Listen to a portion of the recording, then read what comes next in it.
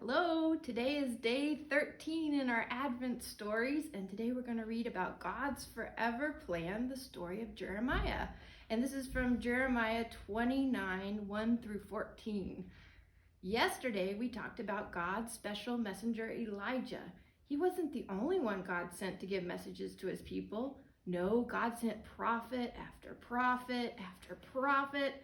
They were all very different. Some were poor, some were rich. Some were old, some were young, some knew they'd be prophets their whole lives. Some were surprised when God asked them to be prophets. One prophet was named Jeremiah, but he got an interesting nickname, the Weeping Prophet. That may not sound like a nickname you'd like, and to be honest, Jeremiah probably didn't like it either. But Jeremiah knew that when God gives you a message, you have to share it, whether it makes you laugh or if it makes you cry. Most of the messages God gave Jeremiah made people cry. Jeremiah warned them that if they kept on pushing God away, he would actually leave. Jeremiah warned them that if they kept ignoring God, God might ignore them and their prayers. Jeremiah warned them that if they didn't listen to God, God would send them far away from home. With every message, Jeremiah cried. God cried too. He didn't want to be separated from his people.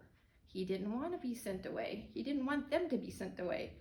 But he also knew that if he didn't do something, his people would never come back to him. So one dark day, God sent an army to destroy the temple and take away his people from their houses.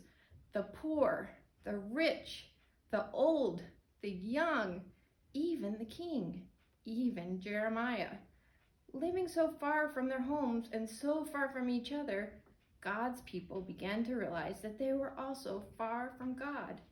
Now they were ready for God to send them a different message. It was a message that made people laugh and laugh. And Jeremiah, the weeping prophet, was the one God chose to deliver the message.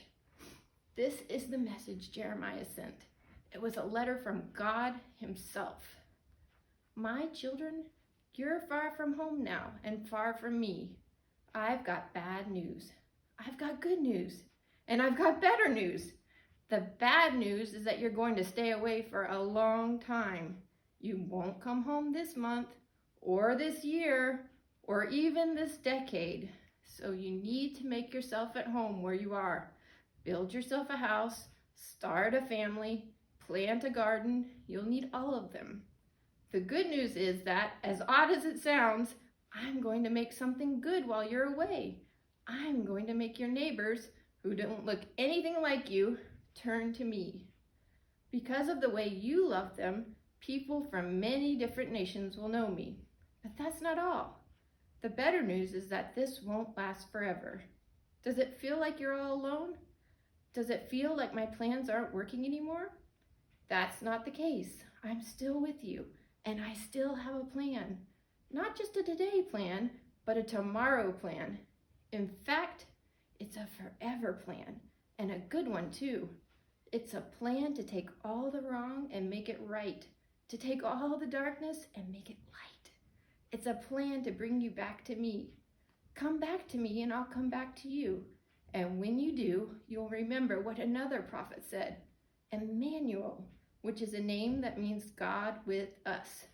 I love you, God. Jeremiah might have been the weeping prophet, but he knew one thing. God was with him, even when it was hard, even when he was crying, even when people stopped listening to him, even when the temple got destroyed. God was with Jeremiah. But so far from home, God seemed far away. So Jeremiah began to hope and pray. God, will you come back to stay? So let's see what the picture is today. It looks like a scroll. And that's for today.